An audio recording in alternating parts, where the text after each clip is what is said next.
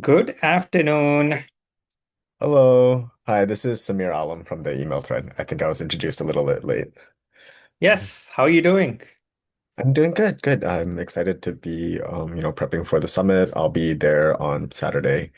From Amazing. an We are excited to have you. I'll post you all. thanks. It's So for the I think webinar, yeah, I think Tony is here. Let okay. me add her in. Mm.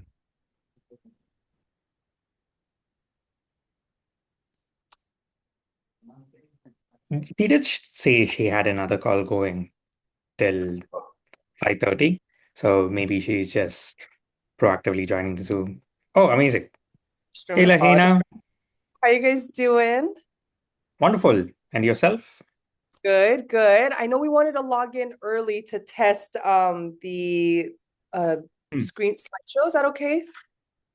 Yes. All right, let me share my screen. Oh, it says sharing is not turned on. So I just sent a request to share. Just You great. should be able to do it now. Okay.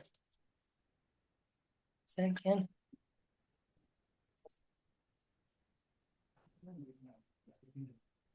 Okay.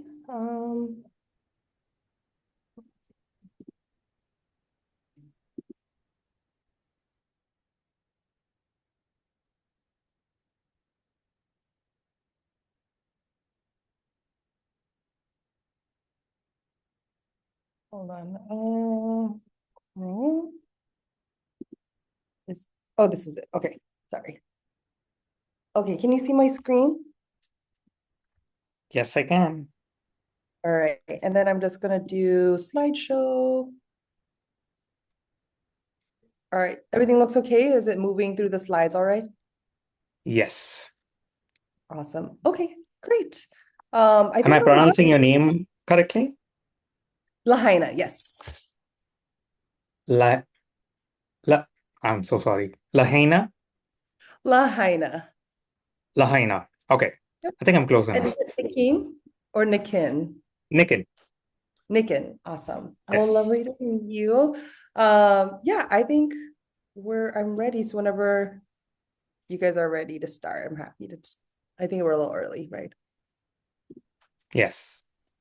I mean, I'll bring you up and any fun facts about you just to make it a bit more interactive, Yeah, like hobbies. like fun facts that are not related to my job. Yes. I'm a avid baker, and once upon a time before I had a child, I used to surf and ski. I don't do that anymore because I have a baby. But yeah, I'm really into cooking and baking. That's one of my favorite hobbies. Wow. Wonderful.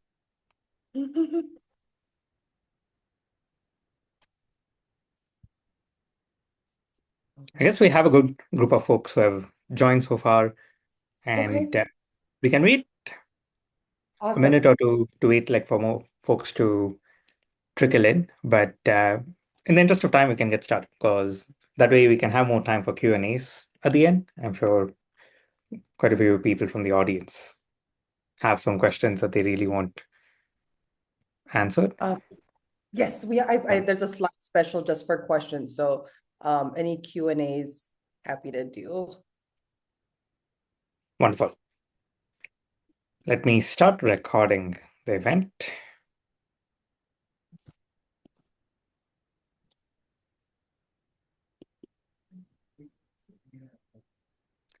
On your end, Sameer, Lahina, is the recording happening? Can I you please see it. I confirm? think we started the recording. It's already rolling. So also just as a heads up, for you, we might so we've recorded the beginning, and we might want to trim that at the when it's processing.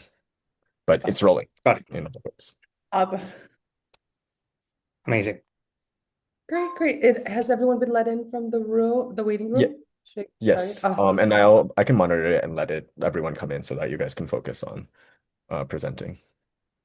Great, just let me know Perfect. to start.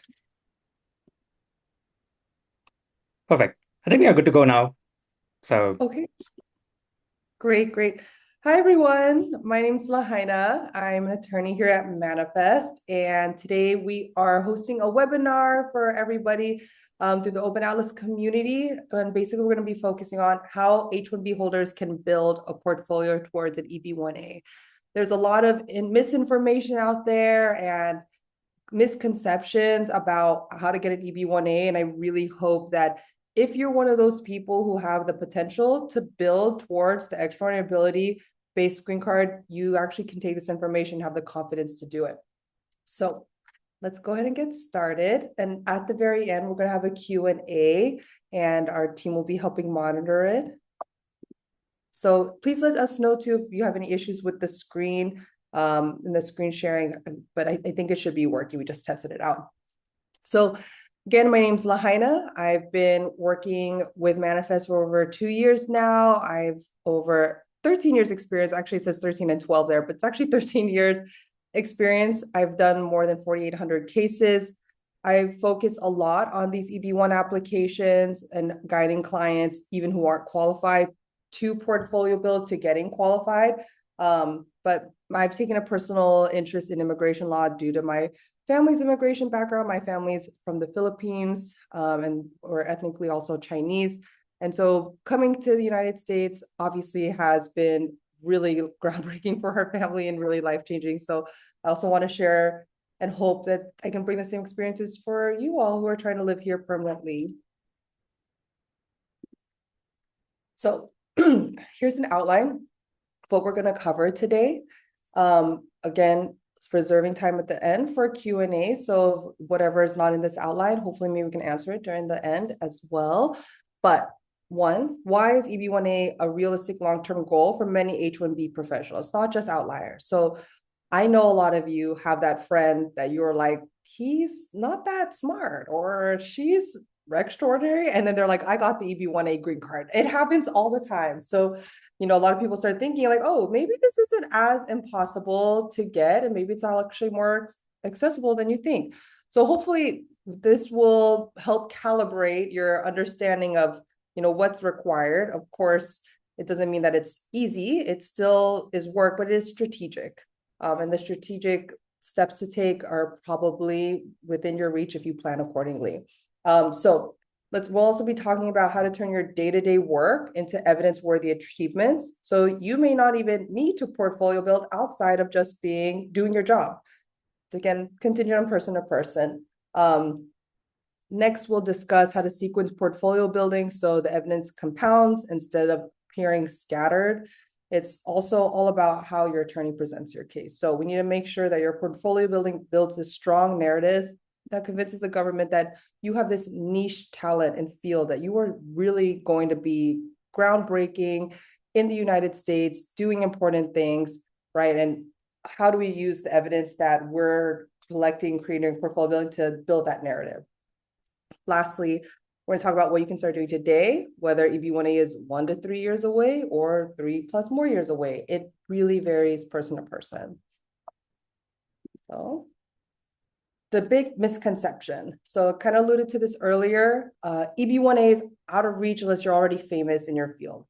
I mean, it's certainly true that people who are famous will oftentimes qualify for EB-1A, but a lot and the vast majority of my clients are not famous. Basically, it's really about showing that you built your petition, your qualifications over time, and you were very deliberate about it. So you can do this all while in H-1B status. A lot of people don't realize that that deliberate focus you have on your petition is in fact, what builds a strong EB-1A. So a lot of people are killing it at work. They're making $6 million a year. We have clients like that, but they didn't do anything towards the criteria, right? That person who has such a high level at their company just took the time to say yes to those judgeships they were being asked to do, took the time to do those interviews that they were being DM'd about on LinkedIn.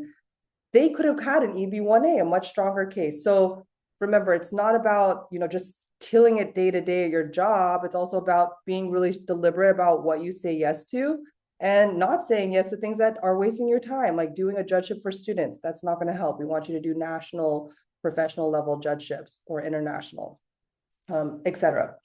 So while the EB-1A is often referred to as an Einstein visa, you don't need to be an internationally recognized celebrity to qualify for it. Yes, you should be smart, but Einstein level, absolutely not. Even people who are early in their career can qualify. So there's no statutory language on the time frame or age limit. What matters is that you meet the criteria, your recognition is current. So what is the EB-1A? The self-petitions can run simultaneously with the process of your H-1B and your employer petition your H-1B. You don't have to quit your job or leave in order to do these at the same time. In fact, a lot of my clients are doing EB-1As without their employers knowing, and they don't need their employer to petition for them. So you just have to prove you are among a small percentage of individuals who've risen to the top of your field. And so that is just in your professional field, not the top of the world, just in your niche. When that's what we have to define a special, close, narrow field for you. And that shows the extra ability as a consequence. Remember that this is a self-petition application. Technically, you can have someone petition you, but unlike most green cards, the EB-1A allows you to just petition without anyone signing on but yourself. So you don't need a job offer, you don't need a specific employer, no perm, labor certification. Ideally, though, you do need to show that you're going to continue working after your EB-1A. So you could have all the accolades and have a really strong case. But if you say I'm going to retire upon getting a green card, the case is dead. You got to show that you're going to continue in your field of endeavor. Sustained recognition, you have to show that your claim has been sustained over time and it's either recognized nationally or internationally. This is the closing argument. Excuse me. Sorry, I have a little bit of a cough today. It's a closing argument known as the final merits argument, which we'll discuss in a little bit more detail later to qualify for the EB-1A. So it's national, international, sustained a claim, and that's separate from the minimum 3 criteria you need to meet. So why does EB-1As matter for H-1B holders specifically? You probably all know this, but the perm labor certification, EB-2, EB-3 process is a nightmare right now. The labor market tests are failing. People are exhausted by waiting 2 years for their perm. It is a nightmare. And it used to not be like this a couple of years ago. When I first started immigration law, these were a breeze, but the process is just getting more and more labor intensive. Employers don't want to do it. It's too expensive for them. It's not worth it to the foreign national or to the employer. So that's why this first preference EB-1A category makes it so much more appealing because it's self-petition. On top of that, it's first preference. Perm is second and third preference category. So if you look at the visa bulletin, you'll often see the priority dates for the EB-1A is way more ahead.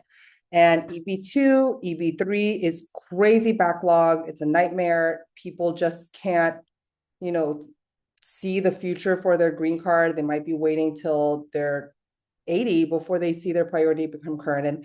And that's not a sustainable way to live, is to rely on H-1B forever, as many of you know.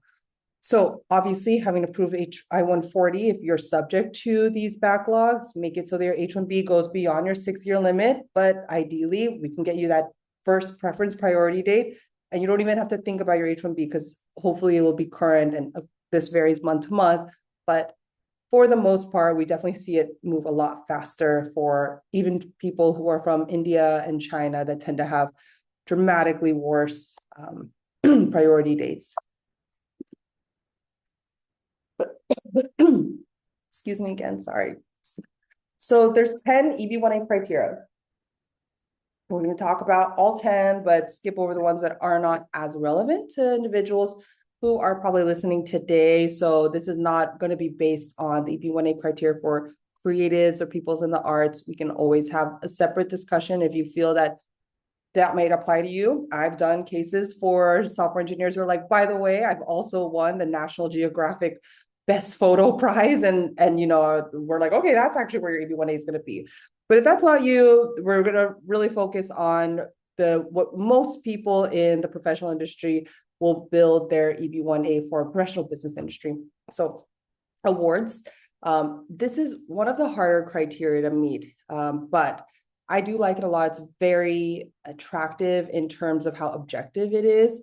As long as you can get great documentation to show national or international recognized prizes, you have to show that this is for your work that you're doing in your industry. So if you got an award as someone who perhaps was doing a sport, you were in the Olympics, but then you became a software engineer later in life. I've done cases like those. I can't use that Olympic medal or the Olympic recognition you have. Perhaps the Olympic medal a little different, but it's got to be in the same field. Everything has to be cohesive. So if you got maybe perhaps a grand prize for a hackathon that's internationally recognized, I have a few clients that are on the Forbes 30 under 30 list. Those things work really great. Memberships historically has been a really objective criteria that we really like to pursue. Unfortunately, USCIS is pushing back a bit on memberships that historically have made it in. So we do have a fairly strict list and what we're looking for memberships when we're working with our clients. So for example, don't think of anything that's a professional organization. You want to think of IEEE fellowship level versus senior membership, which used to be accepted, not anymore, and kind of distinguish between the two and say, okay, that's how strict it is right now, that what USC is looking for. We've also gotten in Forbes Business and Forbes Tech Council. There's good case law that supports those organizations as well for membership. So explore the criteria there. You can kind of have a good comprehension of what memberships USCIS likes to see. So again, these are associations that require standing achievement for entry. If there's a fee to join, don't dismiss it entirely. Oftentimes we can still get them in, but the big thing is that we can document that this organization is saying, hey, this is an elite VIP club only. The next criteria is judgeships.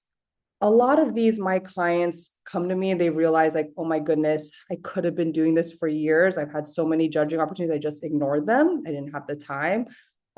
Start looking at your LinkedIn DMs, start talking to people in your industry and figuring out these opportunities because they are there for so many different industry types, especially in tech. And we want you to really take advantage of them. If for EB-1A, I want you to aim for at least 15 separate judgeships. Memberships and awards, one is sufficient typically, but judgeships, I want you to do it several times, around 15. If you want to be aiming for peer review, don't peer review anything that's for a predatory journal, a low grade scholarly journal. So it's not indexed, it's not Q1, Q2, probably not scholarly. You can judge hackathons, startup competitions, but make sure everything you're doing is you're judging professionals. Don't waste your time judging students. Make sure that you are judging things on a national, international level.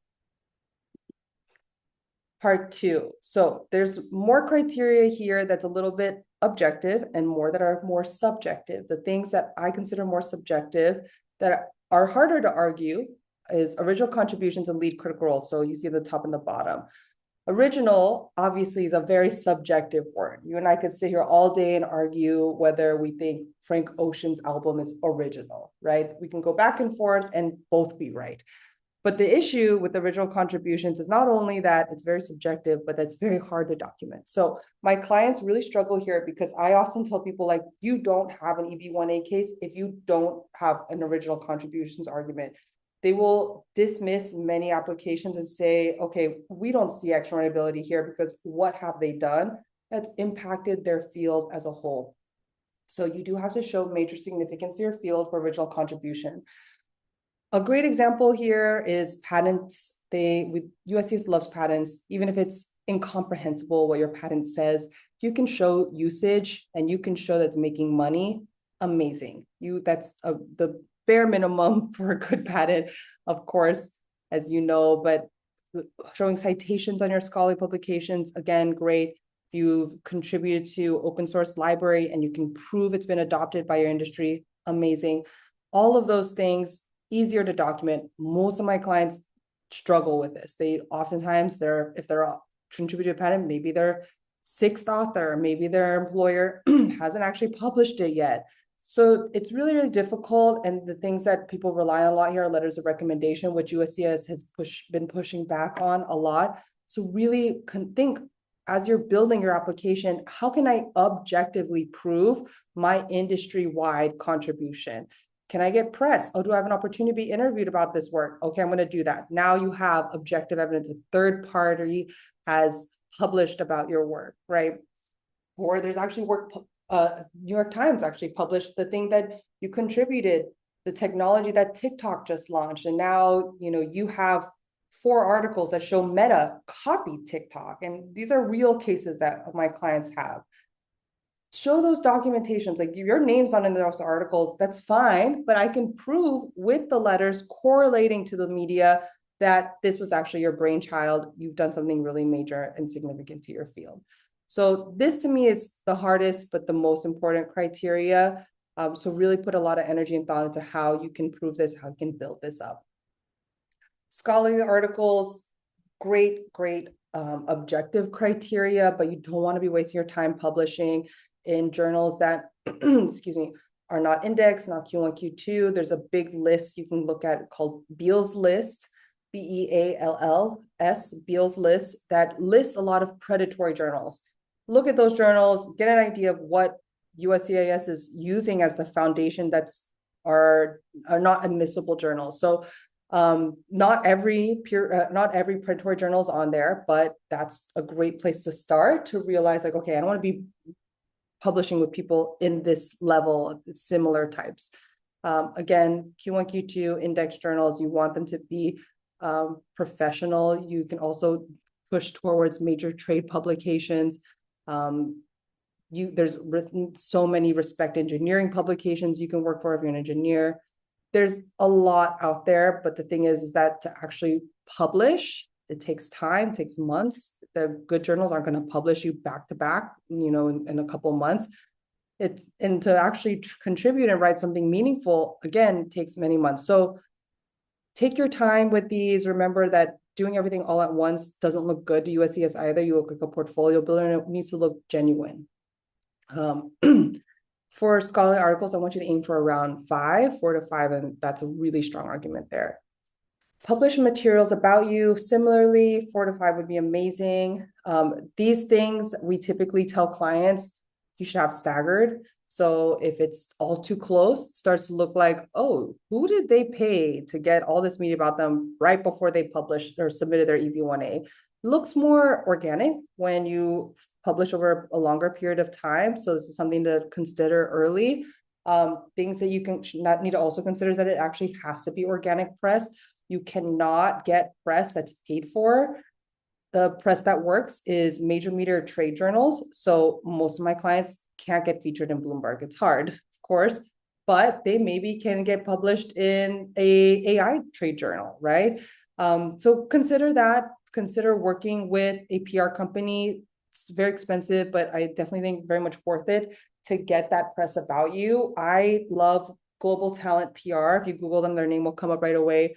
Laura and Kristen there have done really good work for our clients in tech particularly, helping them get features and interviews and tons of great media. Again, it's not cheap, but it's certainly worth it, especially if you're a founder and you're about to launch a product. Such a good opportunity to get press there. The last criteria on this page is lead critical role, but it's not just lead critical role, it's lead critical in a distinguished organization. What that means is that the company itself needs to not be tiny. It needs to have money. It has to have press. So I have a client today that we did a call, and he wanted to argue lead critical role, but unfortunately the company he's working at is very, very small. It has only 3 offices, less than 100 employees, no press, not even a website. So those kinds of things, it's hard to argue that, a distinguished organization. We've gotten RFEs asking us to prove Meta is a distinguished organization. Obviously, we were successful in arguing that, but it's crazy that the government will push back on it even to begin with. So remember, this is a 2-prong analysis: lead critical role and distinguished organization. Things that work here: being a staff or a principal engineer on a flagship product, or being a tech lead of a business critical system. So again, those are 2 examples. There's a leading example, and then there's also being a critical part. So you can be one or the other. I personally love making these arguments. It's the second most granted criteria for EB-1A versus judgeships. But again, you really got to get good objective evidence here. their letters of recommendation tend to be the bulk of what my clients argue here, and it's just not strong enough anymore. Try to get some objective evidence. Try to get internal documents, of course, with your employers. Need permission. You can get org charts. Typically, employers are happy to share that. A lot of those things sometimes will be public even. But if you can get like a meeting report, things that say, hey, Steve, you were a genius on this, leading this project. We've now earned $10 million as a consequence. That stuff actually works. I know it sounds crazy, but unfortunately, a lot of it's proprietary, so you can't just throw it into EB-1A. But figure out a way, if you can get it, great objective evidence. The last criteria that is applicable here mostly to my H-1B clients is high salary. The last two are more for people in the arts, but high compensation, especially for my clients that I've met through Open Atlas, frankly, really do apply. There is so many great jobs in the Bay Area. There is so much great jobs in tech that just pay way higher than the world. Like, I have clients who are in the top 1% earners in the world, and it's simply a consequence of being in this booming, huge industry in the Bay that just doesn't exist anywhere else. So definitely explore this if you feel that you might be in the top 90th percentile of earners. You know if you're in the top. Like, most of my clients that earn high compensation, they're making more than their friends. They know when that argument exists. We can always do that salary analysis for you. Of course, we need objective evidence to support it, either through Department of Labor, and in some cases through a third-party wage analysis, because the Department of Labor's data is just not specific enough. The other two criteria, again, it's kind of like that example of the Nat Geo photographer. Most or anyone in the arts, truly exhibitions or showcases, commercial success in the performing arts, mostly not going to be applicable to people here today. But if this does apply to you, let's talk, and we can always evaluate further. So how are EB-1As adjudicated? Step one, they look at the criteria. Did you provide strong evidence for at least 3 of the 10, the ones we just discussed? After that, then they move on to the final merits determination. Like, okay, Steve meets salary, rich contributions, lead critical role, whatever. Then they say, okay, let's talk about the final merits. Is this individual have national, international sustained a claim? This is unfortunately where we see the most of our denials right now, given the new administration. They've actually been sued on issuing this type of denial in a blanket way to many individuals who meet several criteria. So the way to really prevent a weak final merits analysis is to essentially prove that you have a very front-facing profile and it's sustained. So if you were portfolio building the last 6 months, you probably don't have a great final merits determination. This is something that you cannot portfolio build. It has to be over a long period of time. And things I tell clients are, do the extra credit stuff here. So do those conference, presentations. Perhaps that doesn't work for any of the EB-1A criteria, but now you can put it towards final merits. That shows me national, international sustained a claim. Did you get invited to talk on a podcast? Again, doesn't go towards any of the criteria, but looks good for final merits. I have a client who was invited to speak as a commencement speaker at her university. Back home in India, she went. And I told her, I was like, hey, that's awesome. Doesn't really, unfortunately, work for the EB-1A criteria. But to me, that certainly says national sustained a claim. Like, there's no university that's inviting the class loser to present and talk to their graduating class. They only choose the best. And if you do those kind of things, start tracking it. Don't say no. Again, over the longer period of time, the better it looks for sustained a claim. So the officer's real question is, is this person truly elite, or are they just checking off the evidentiary guidelines? Which, again, we don't want you to look like a portfolio builder. You want it to look organic, right? So what is the portfolio mindset? The most common misconception, treating raw counts. How many papers you publish, reviews you completed, citations, patents. And that score will determine your EB-1A odds. That's not true. You really have to remember that this is a holistic application. So meeting at least criteria is just the floor. It's not the finish line. So some of the strongest petitions we've seen on meeting a few criteria with airtight documentation and a strong narrative is not trying to check off all the criteria with tons of weak evidence. You got to really make sure your application is holistic. So evidence is greater than the claims.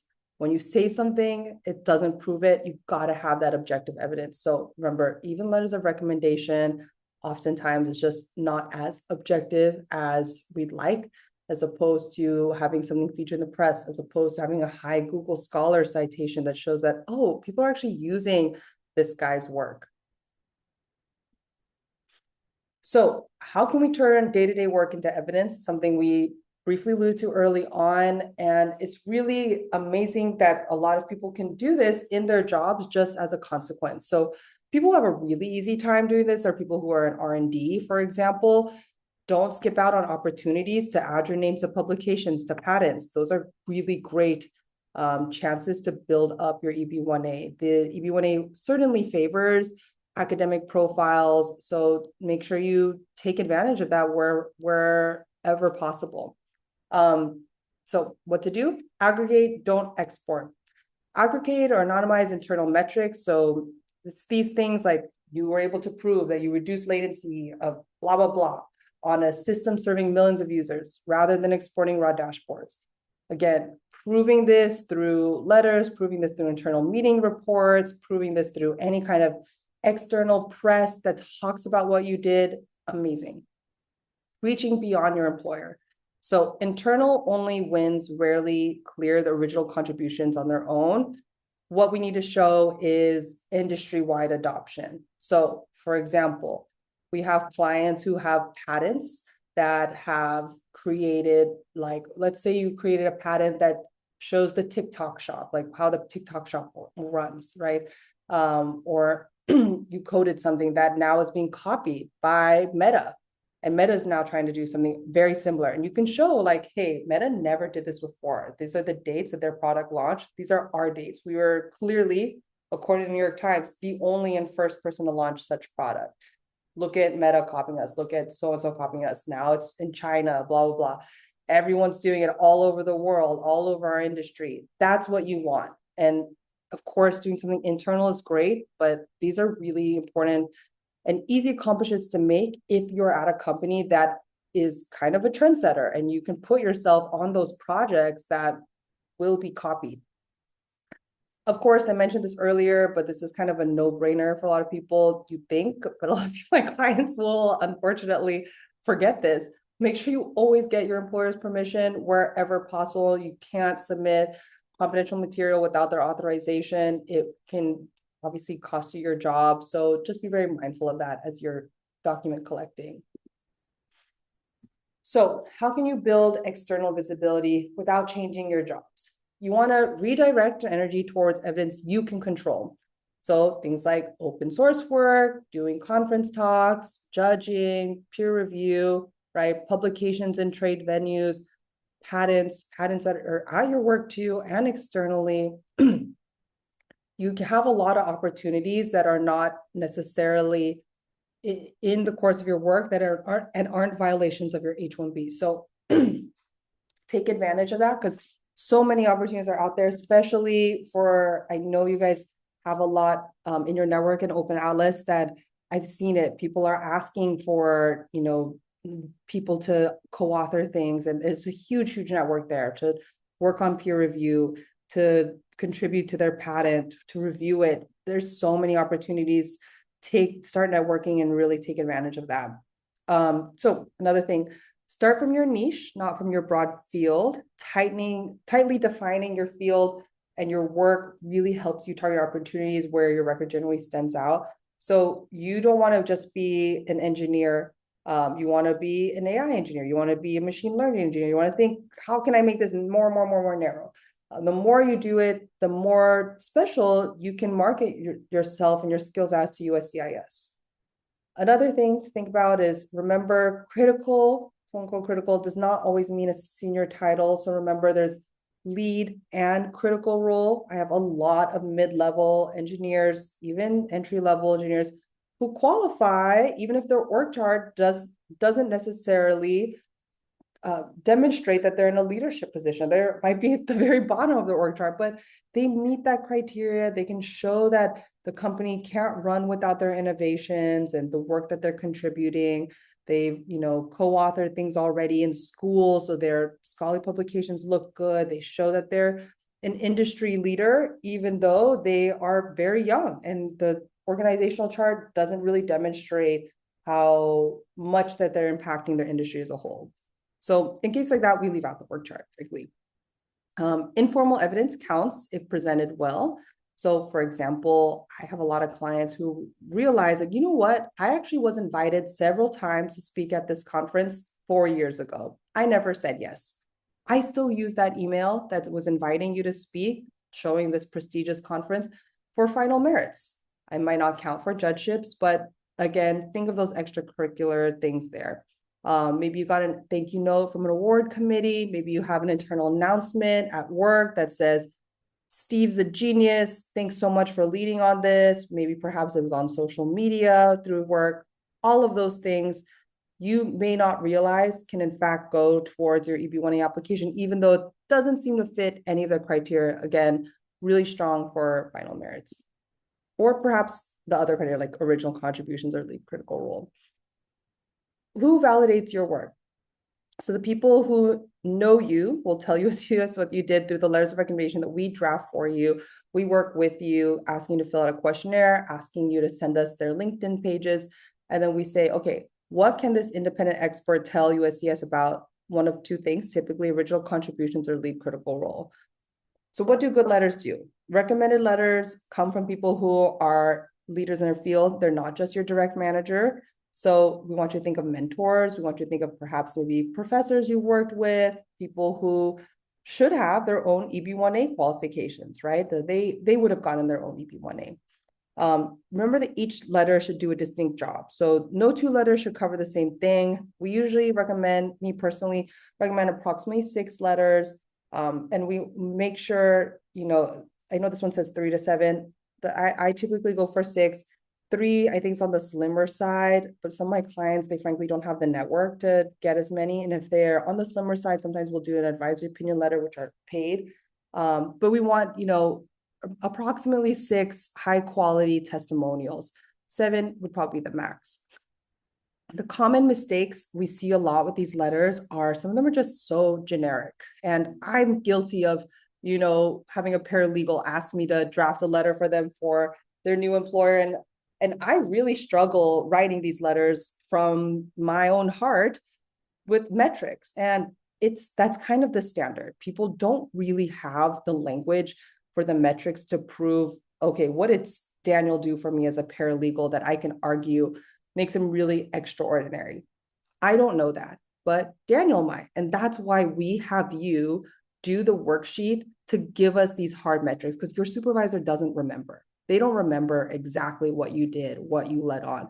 That's why we want to draft the letters for them. We want you to help us draft it through a detailed questionnaire.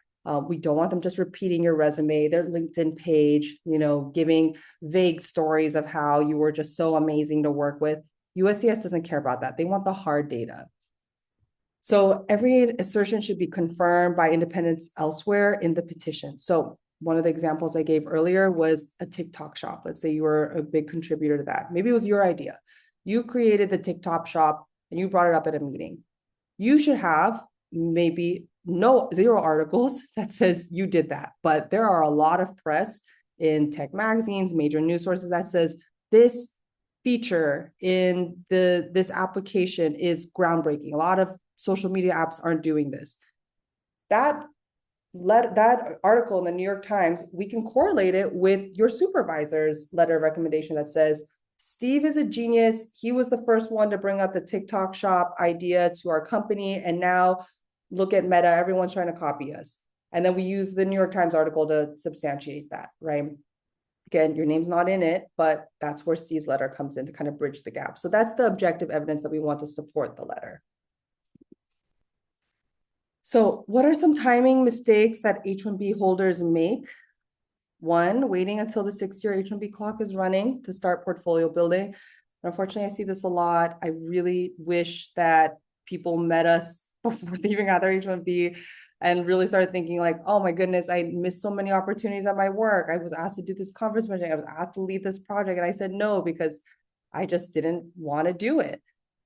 Ideally, we meet early. We start, advising you on what the case building would take. What case building is necessary in order to file a strong petition. So we don't take on portfolio building cases that are totally from scratch. Unfortunately, we do need to have some criteria already as the foundation before we can fine tune it. But I do meet at least, in a webinar where we can give you the foundation to build so that we can fine tune it in the last 6 to 18 months before filing. So we do take on portfolio building clients that maybe have a year, a little more left to fine tune before submission. But we unfortunately can't take your case on if you have 5 years down the road that you're planning on submitting. So scrambling to gather evidence last minute, unfortunately, is not going to work. We want to make sure that your achievements are very distinguished, very deliberate, and it looks scattered otherwise. You want it to show sustained acclaim. So recognition does go stale. So what matters is your recognition is current. You can't show that you had a one-hit wonder and everyone forgot about you. You got to show that you are that industry leader at that time of submitting. Filing up prematurely, approval rates do reflect the entire pool, including cases that are filed without sufficient evidence. And so be mindful that when you see it, they are not indicative of your individual outcome. So how do we sequence these portfolios?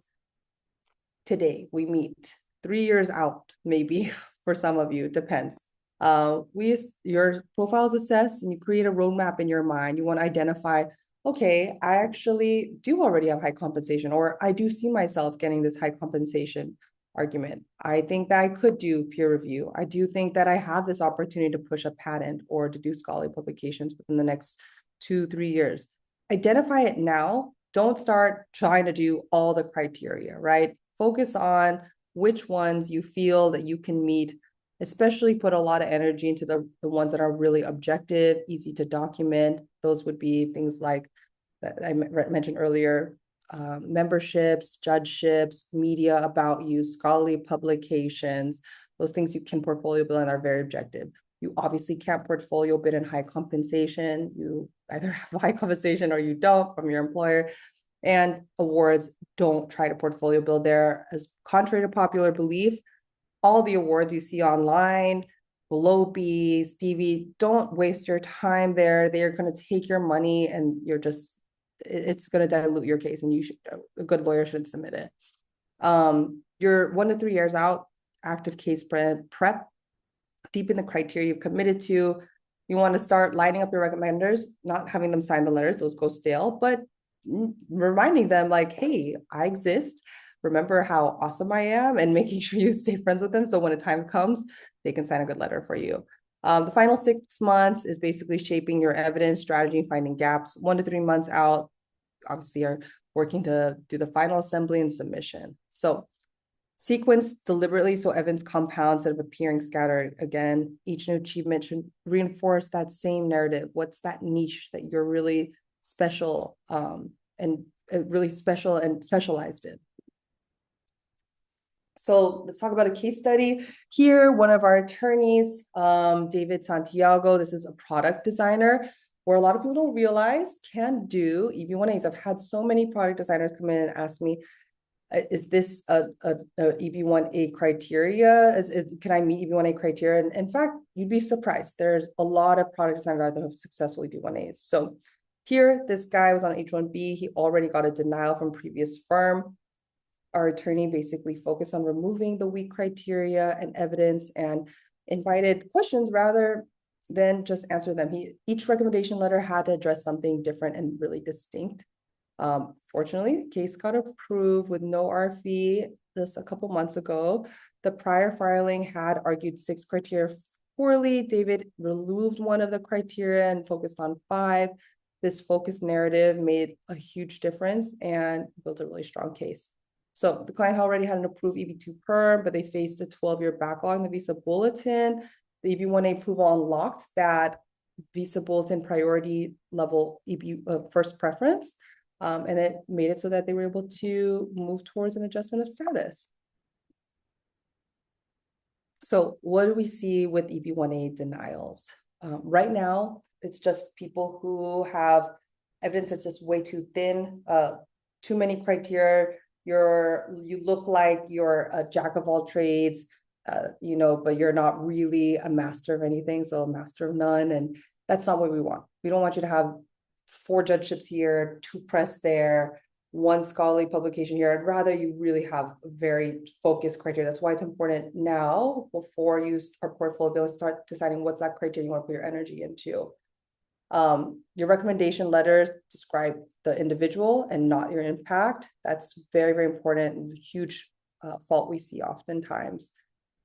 Contributions demonstrate company level success, not field-wide recognition.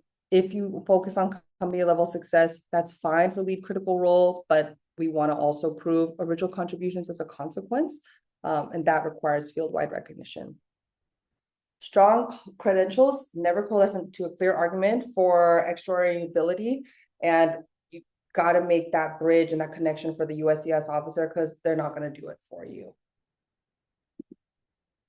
So the approval rating Q1 of fiscal year 2026, keep in mind there are different approval ratings published in different places based off of different criteria. So for example, you'll see some that are lower because they're basically maybe focusing on people who just have RFE. So this number seems confusing at first when you maybe have heard a different number. Some law firms publish their own approval rating, etc. But this is for Q1.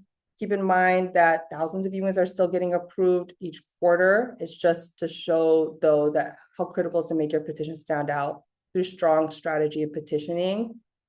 Make your petition airtight, and plan ahead for a possible RFE. And frankly, most of my clients, I tell them, let's just plan for RFE. Unfortunately, the reality is with USCIS is that really strong cases still get RFE'd. So just think, okay, yeah, I'm going to submit my case now. What else could I provide if they were to push back on it? And it's really important that your attorney has a plan for that. So to conclude, we'd like to tell and invite all of you to meet us at Open Atlas Summit. I will be there personally too, and love to meet you guys there in person. So we're going to have a booth, come and say hi. We're going to have some swag. We're going to do panels. I do have a profile under Manifest Law's website. Go ahead and look us up. If you want to have a consult with me individually, please feel free to request for Lahaina when you speak to the intake team after you do your assessment questionnaire. And I'd love to meet whoever wants to meet. And again, we'll also be able to meet at the Open Atlas Summit. But if you want like an in-depth evaluation on your profile with the questionnaire supporting all your evidences, take time to actually book with us individually. So thank you again for listening. I know I talked a lot and trying to talk kind of fast. So I apologize if I missed anything or maybe said something that was not clear. So please take this time now to ask any questions. Thank you so much, Lahaina. That was such an insightful presentation, and especially with all of your experience with folks on H-1B tech and giving real and up-to-date examples. And in case anyone has questions, please feel free to put it in the chat or raise your hand. We'll just unmute you so you can ask the attorney directly. What I can get started with, Lahaina, is people sometimes ask me this. So personally, I'm an O1 and EB-1A recipient. I got my EB-1A approved in my 3rd attempt. So I had 2 attempts followed by an RFE and denial, and finally a 3rd attempt.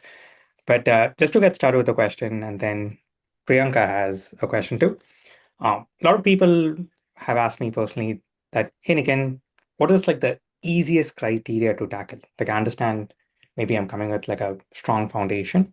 You know, it's clear that I have a critical role. I know I'm making high compensation, but what is the first criteria I should focus on? So we're able to share some thoughts on that. So for portfolio building, there's typically 4 criteria that I tell my clients that you can tackle. Which are easiest? I would probably say, I mean, it depends on the person, of course, and the time available to you, but and also your field, right? So like some people just are not in a field where they can publish scholarly publications. Like there isn't really, if you're an engineer or if you're a cancer researcher, plenty of journals available to you. But like if you're someone that's in business management, there's not really that same scholarly publication environment available to you. So peer reviews off the table, scholarly publication off the table, but maybe you can get media. So it does depend person to person. Most of my clients who are in the STEM fields, they tend to have more access to judgeships and scholarly publications to be like the easiest. It's easy for me to say that because I don't do those publications. Like I know if someone told me to publish a scholarly article, I would hang up on them and not do it. That's just so much work. But frankly, it is a lot of work to do, but it is one of the more accessible given if you're depending on your field and your talents, of course, and your resume, paths my clients take.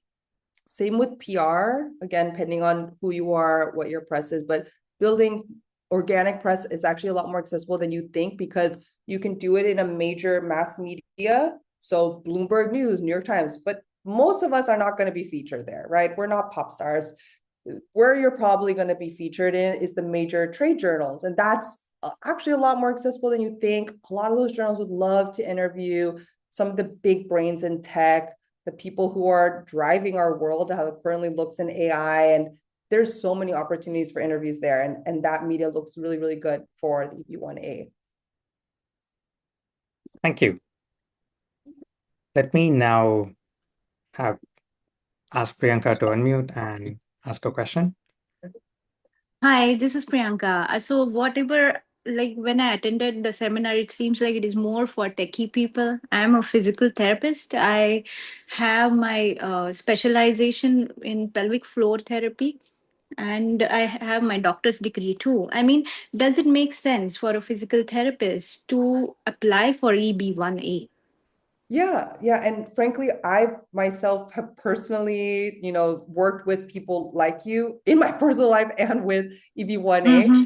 In pelvic floor there. I had a baby last year. And so the work you're doing is so important and Yeah. so much great research, actually. Like when I was going through it personally, I didn't realize how much, there is. And you said you have a PhD, correct?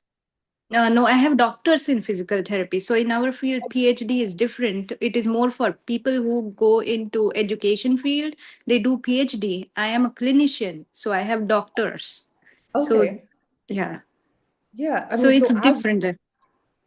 So yeah, okay. basically, PhD it's like more about 5-year course, whereas now it is like almost necessary to have a doctor's degree because they're trying to put physical therapist in a like in a basically in a post where we can prescribe pain medication. So that's why.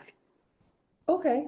I mean, as you know, there is so much research and opportunities to publish for scholarly publications in medical journals, in science journals, and the work you're doing. That certainly still applies.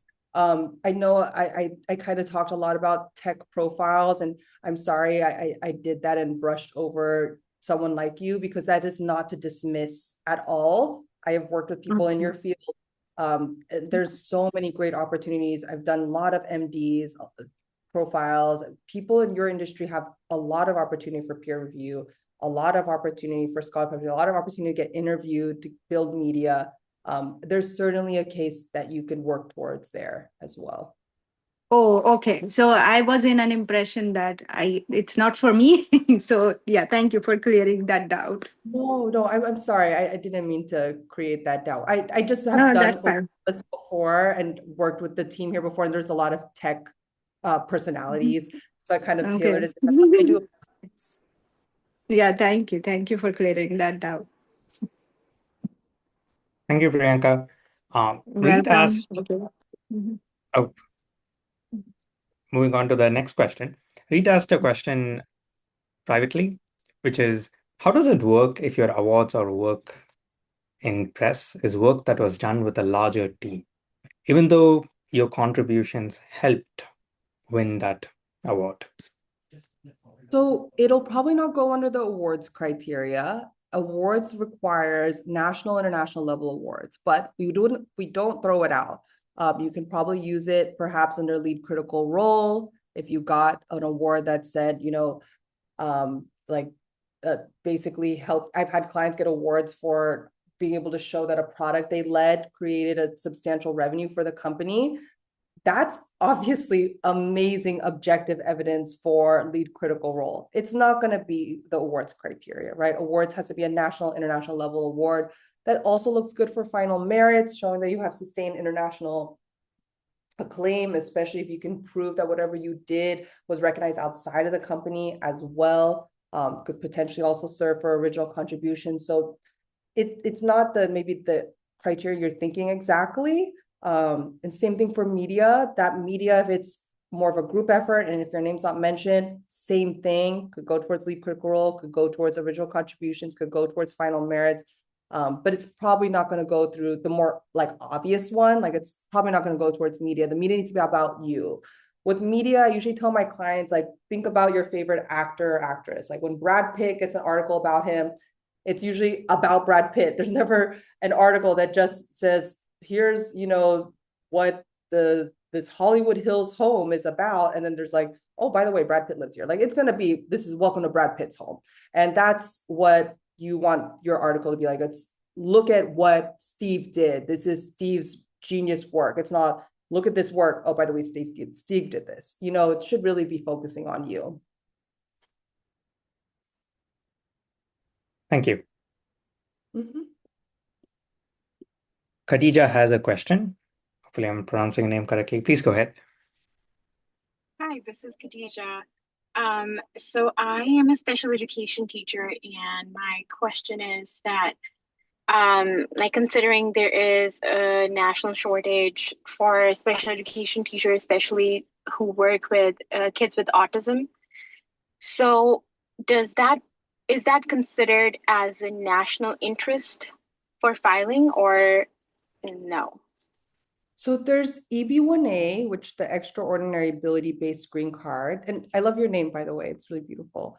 And then there's the national interest waiver, which is an EB-2 based category. And that may be where you might be a better fit for if the 3 criteria minimum may not be suited to your application. There is what's called a national interest waiver, where you can create a proposed endeavor that says, hey, this is the work I want to do. It's in the interest of the United States. These kids don't have access to this level of education, etc. You're obviously doing a lot of work. And I think it's really great because it's not political too. So remember, what's in the national interest for Trump may not have been the national interest for Biden or Obama. So I think your national proposed endeavor, to me, it sounds like you could make a good argument despite the political, shift. But you probably would most likely have to make an NIW application if you do want to focus on work that's in the national interest as opposed to the 3 criteria. Because for the EB-1A, there's really no room to discuss like a proposed endeavor and national interest. Like your work needs to be, you need to be the top of your field. But frankly, if you're an actor and maybe perhaps, I think actors are fine. My best friend's an actress, but I think they would have a harder argument than you, frankly, to argue that their work's in the national interest, but they could still qualify for the EB-1A because they meet the criteria, right? They don't have to argue that their work's super important to the United States, if that makes sense.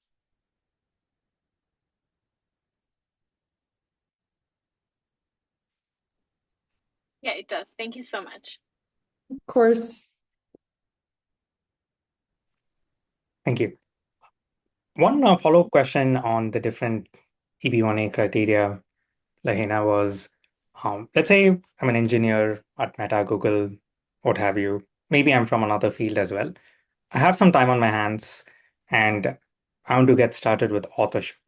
I kind of feel like it's achievable, but how do I get started? What would the first set of steps I should take be? And more importantly, let's say I'm working together with a group of similar like-minded individuals. How should we share credit with each other? And how does that impact the profile So I'm when we putting the gather the link in the chat. This is the Extraordinary Ability Club.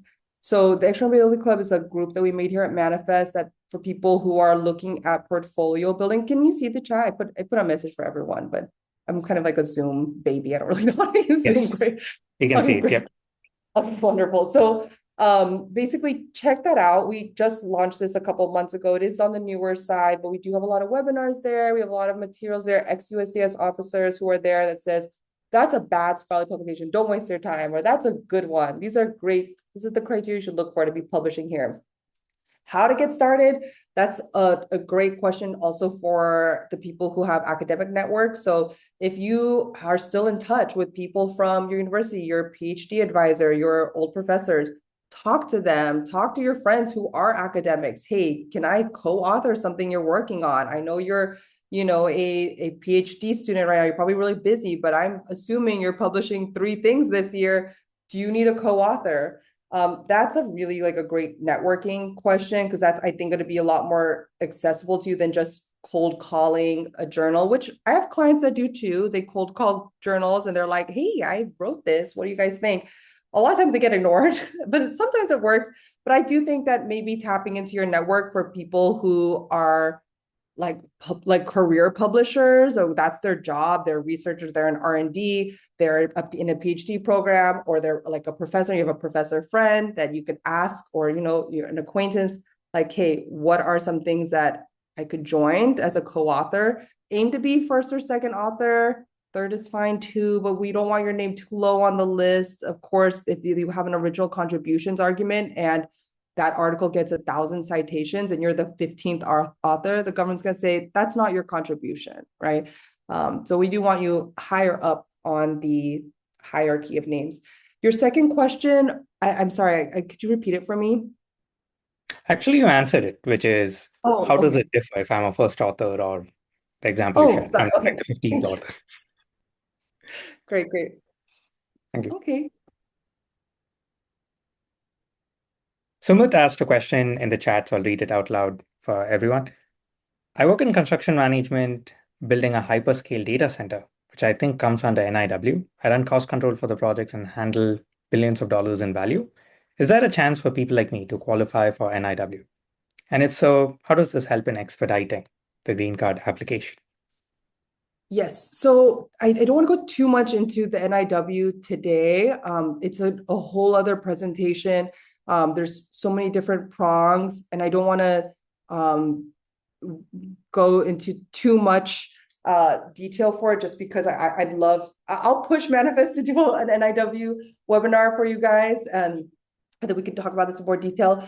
I will say it is not impossible to make this argument. I've got an NIWs approved for random jobs like farmers and like, and people who are pilots. That was back in the good old days when those used to get approved a lot. But that doesn't mean that there is no chance. You would be shocked what's available for the NIW. You really just have to have a proposed endeavor and meet the other criteria, which again, I don't want to go into too much detail because it's actually a lot. But again, like I said, we'll try to push to get a webinar on this, and we should have webinars already on our website on the NIW and on Extraordinary Ability Club. And the other person asked if there's criteria to join the club. I don't think so. I mean, that's a great question, but I think it's open to the public. Thank you, Laina. We are almost at time, folks. So in case anyone has questions, please feel free to raise your hand or put it in the chat. Francis asked a question, is there any limit for this visa category? I'm assuming that's perhaps applies to both EB-1A and we were just speaking about NIW. So if you could touch upon an answer to this question related to both those categories. Unfortunately, there is a limit for both. For most of the time, the NIW age limit. Oh, is there any limit? Age limit. Okay. So yes, there's no age limit. How old are you, Francis, if you don't mind sharing?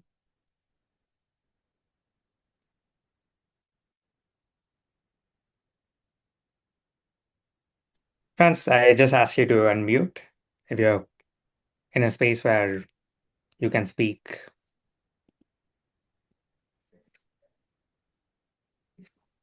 So, I mean, if Francis, don't worry, you don't have to share, but I just wanted to share with you that I do have a client that has gotten an EB-1A approved as an 18-year-old. They were very, very exceptional, and I'm sure you are too. So there is no limit technically.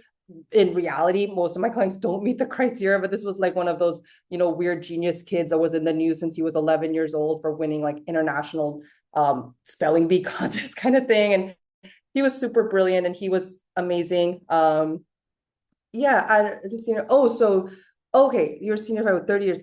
There's no upper age limit either. So I think you're good either way. Is there another limit? I saw someone ask.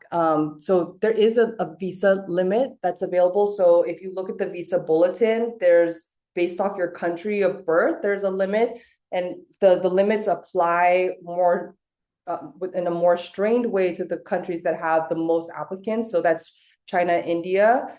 Typically, that's where we see the most backlog. So that's a country where you're born, not where you're holding a passport from.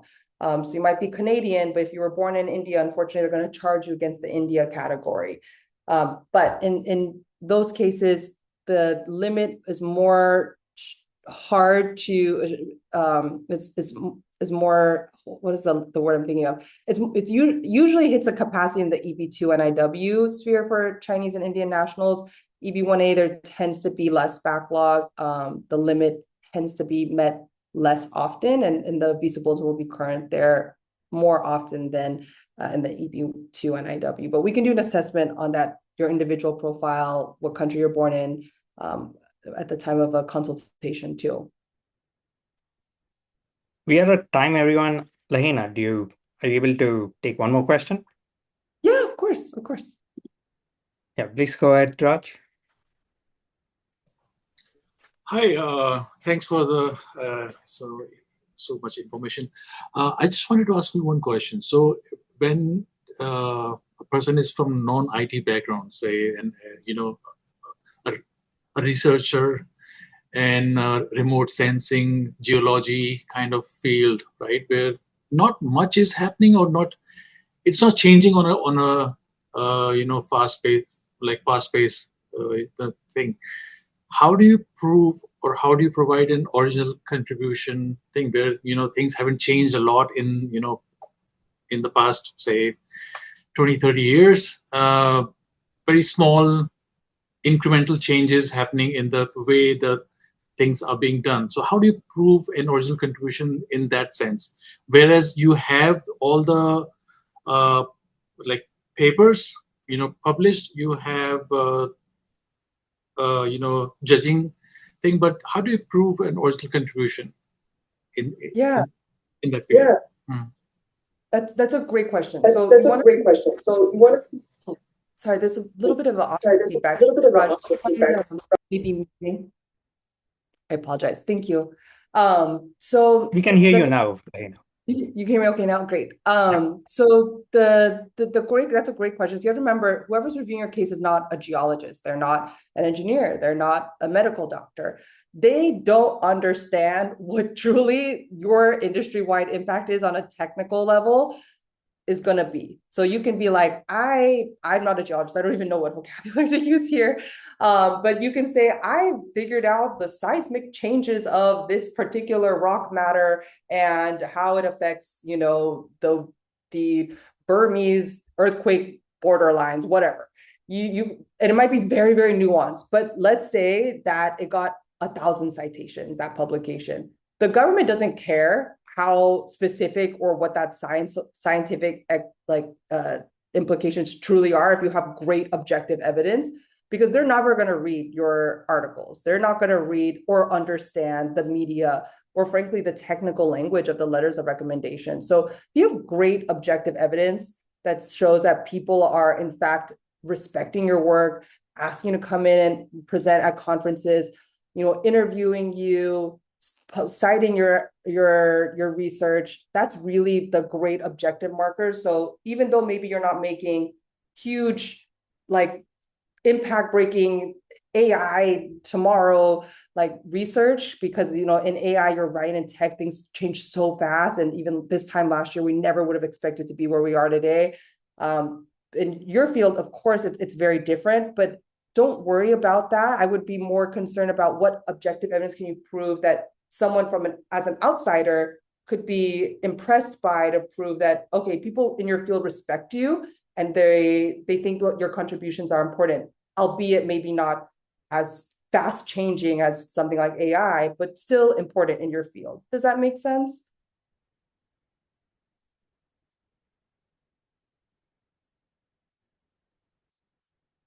So, and I saw someone ask how's the best way to contact me and through Manifest.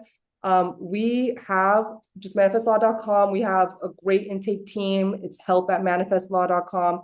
Let them know like, hey, and they respond so fast and they're very, very good to say, hey, I want to have an EB-1A assessment or an NIW assessment. Here's my resume, or what do I need to do? Can I get the questionnaire?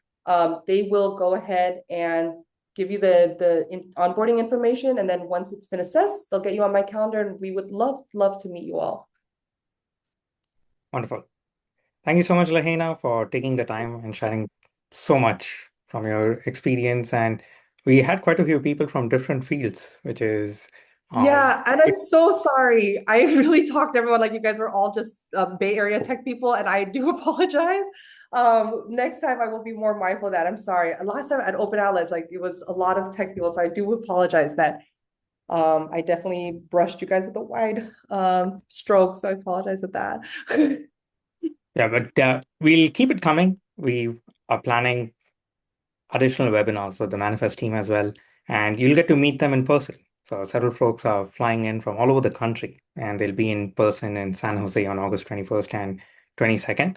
If you folks haven't already, recommend you grab a ticket, share a link in the chat. We'll also send an email blast out tomorrow. And day one is actually a job fair. So if some of you are between roles, recently graduated, encourage you to attend. Day two is where we have keynotes, breakout sessions. We're going to go into different visa types, including EB-1A, EB-2, NIW, O1, what have you. And once again, thank you so much, Lahaina, for your time, the Manifest team for your support, and so excited to see many of you here today and looking forward to meeting many of you in person in less than a month. Thank you guys. I look forward to meeting all of you. Take care. Bye.